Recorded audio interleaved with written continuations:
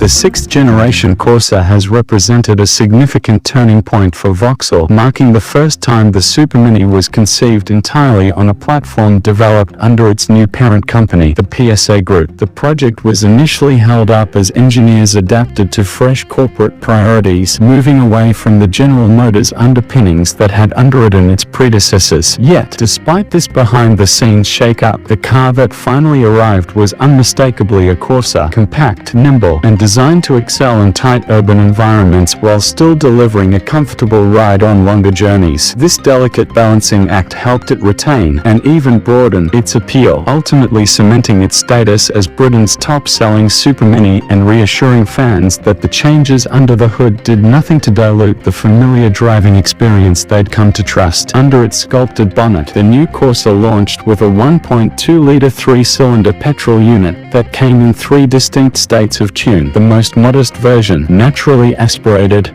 and driving its front wheels through a 5-speed manual gearbox, generated a respectable 74 brake horsepower. It was designed primarily for steady, economical cruising, taking approximately 13.2 seconds to accelerate from rest to 62 miles per hour. A step-up brought turbocharging into play, deploying the same displacement but boosting outputs to 99 brake horsepower and 128 brake horsepower. These variants shared a sporty character and a 6-speed or, in the case of the flagship petrol model, an 8-speed automatic transmission. That automatic, while adding a touch of luxury and convenience, also smoothed the power delivery in a way that slightly blunted the car's outright acceleration, yet it remained brisk, reaching 62 miles per hour in around 8.7 seconds. Across the board, however, fuel consumption hovered in the mid-50s miles per gallon, with carbon dioxide emissions in the region of 130 grams per kilometer, figures that many drivers found entirely achievable when they weren't chasing headlines at motorway speeds. In the years that followed, Vauxhall further expanded the Corsa's repertoire by introducing a clever 1.2-litre mild hybrid system, retaining the same core three-cylinder architecture. The addition of a belt-driven starter generator and a compact lithium-ion battery allowed the engine to cut out more often at low speeds and recapture energy during braking. The result was not only a subtle refinement to the car's stop-start functionality, but also a genuine uplift in efficiency. Fuel consumption fell by up to 20% compared with the standard petrol variants, and because the hybrid hardware delivered a modest torque boost, the 99 brake horsepower and 134 brake horsepower versions felt slightly sharper off the line than their purely petrol-driven counterparts. In everyday driving, whether threading through town or cruising on open roads, the mild hybrid Corsa struck an appealing compromise between frugal running costs and engaging performance, all without demanding any sacrifice in cabin space or driving dynamics. Of course, no Supermini lives on engine figures alone. To ensure the Corsa remained competitive in a fiercely contested segment, Vauxhall's designers set about giving it a fresh, contemporary look. Where the outgoing model had begun to appear conservative next to rivals like the flamboyant Peugeot 208, the new Corsa embraced sharper creases, a more assertive grille treatment, and a sculpted profile that hinted at hatchback agility. The results were immediately apparent. From the moment it arrived on showroom forecourts, the Corsa seemed to possess a newfound confidence. Buyers could choose from a palette of vibrant paints, contrasting roof options and alloy wheel designs that helped inject personality into the car's silhouette. Inside, too, there was an evident uplift in materials and finish. Soft-touch surfaces, intuitive switchgear layouts, and an optional touchscreen infotainment system ensured the cabin felt more upmarket than its price might suggest. Beneath the skin, the sixth-generation Corsa shared more than just design flourishes with its Peugeot 208 cousin. The two cars are siblings in a larger family of PSA-derived small vehicles, and they borrow heavily from the same modular platform. This underpinned not only their mechanical